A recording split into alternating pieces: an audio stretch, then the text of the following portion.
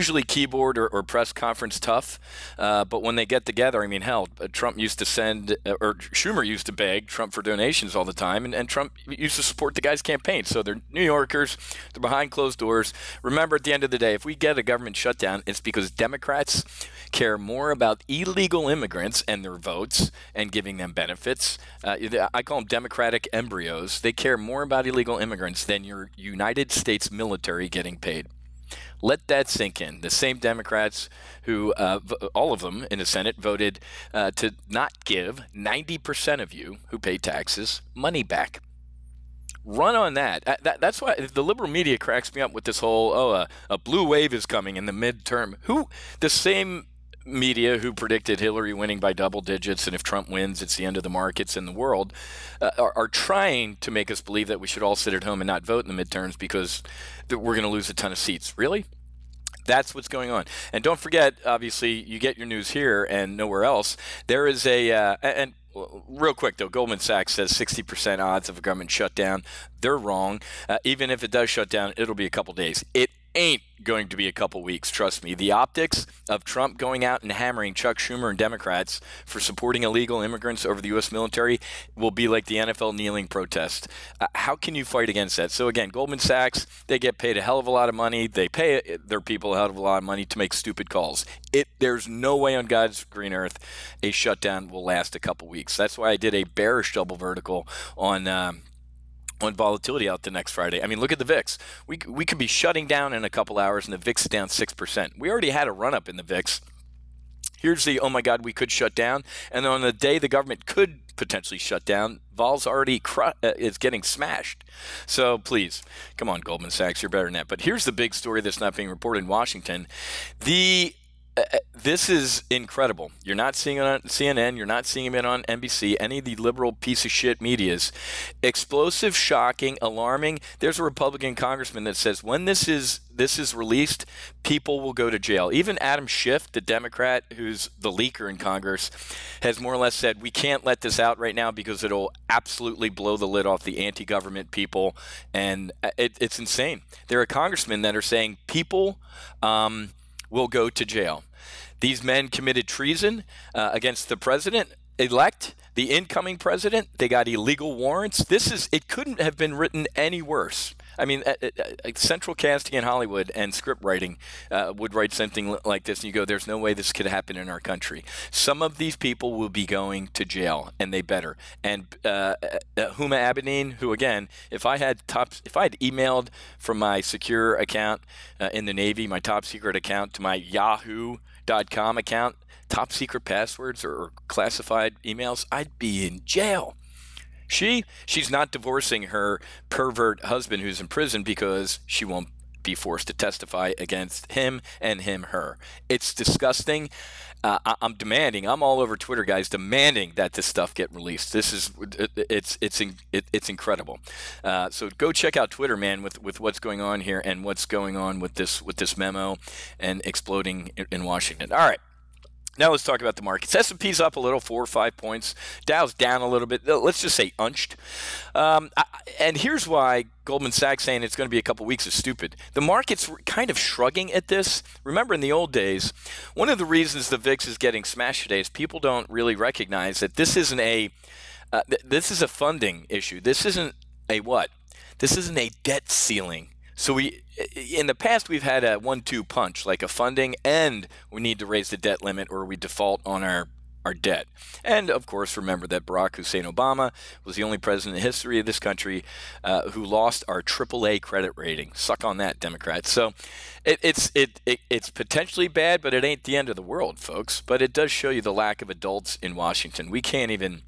what do we do? Pass a week-long continuing resolution, and we do this next week? It's so dysfunctional. That is why Trump won, folks, is to turn on the lights in the kitchen and show you where all these shitholes are.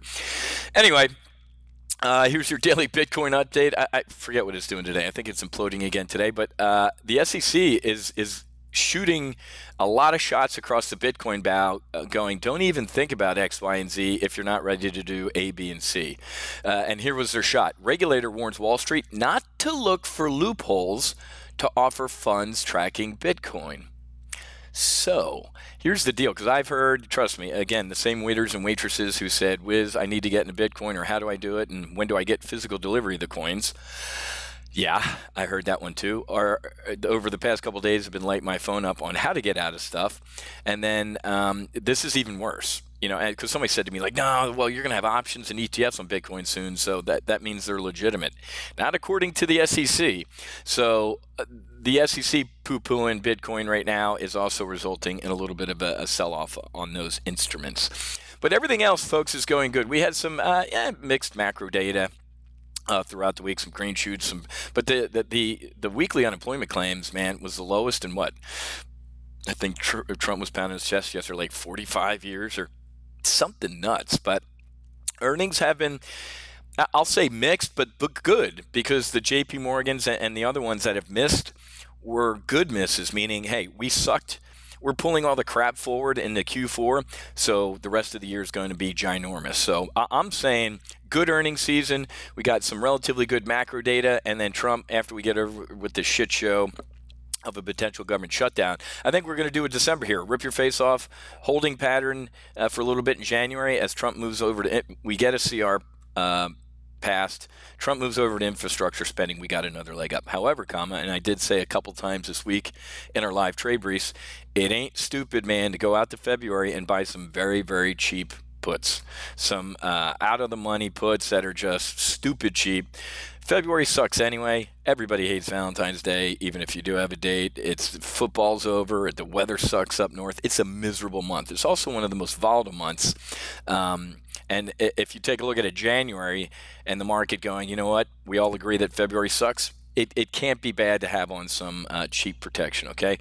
GE still getting pounded, guys. And again, if you're in this position, the synthetic stock at 18 or 15, I get it. This is a falling knife. Now it's not fundamentals, okay? Now this is technical. This is like a Goldman Sachs or a Twitter. Remember, I said over the past couple days I'd sell bear call spreads on Twitter because they're a piece of shit limo tech company that reads your messages and shadow bans conservatives. If these booger-eating window licker engineers at Twitter reading all your shit don't like it because you're a Trump supporter, they shadow ban you. They just let 3 or 4 of your followers who interact with you the most keep on interacting so you think you're active. But my 2,500 followers might not even know I'm posting. Isn't that awful? Sell the shit out of Twitter. And now Goldman Sachs.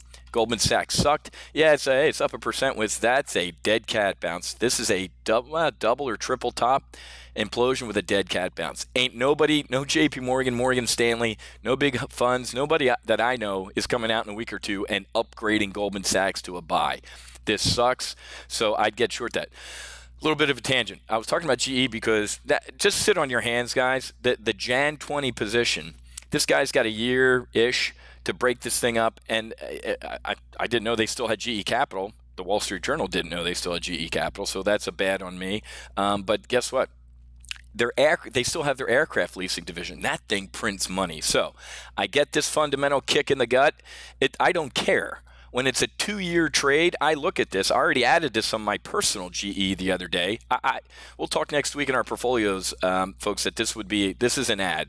But if you want to wait if you still think this is catching a falling knife, don't add to it right now. Just hang out a little bit. But there will be another one of these, like where it stops, skims along the treetops where everybody goes. It ain't going to zero, folks. If it does, it has enough cash to buy its own shares or go private, for Christ's sake. At this point, this is me just spitballing. This is where a Warren Buffett or a Carl Icahn look at it and go, holy crap, GE, aircraft engines, medical imaging, aircraft leasing, GE Capital, locomotives, I'll buy it and take a profit, and then you would see an explosion. So just hang on with the GE and don't sweat it too much. All right, I got to get going. I got an urgent alert that I sent out. I need to do a quick video on before the market closed. I sent out the text alert. It's the bull put spread. Oh, man, I sent it out at 14. It's already up 2 cents. It's 2 times 150, $300. If you got this text and you put this trade on about a half an hour to an hour ago, you're up $300 already. I was trying to get in at 14 cents. It's the 55.5, 55 bull put spread, and it's out to February 9th. So let me get going. I'm going to send this out to my members really quickly. For the rest of you folks, have a great rest of your day. Happy hunting. Make sure you hedge, and God bless. We'll see you.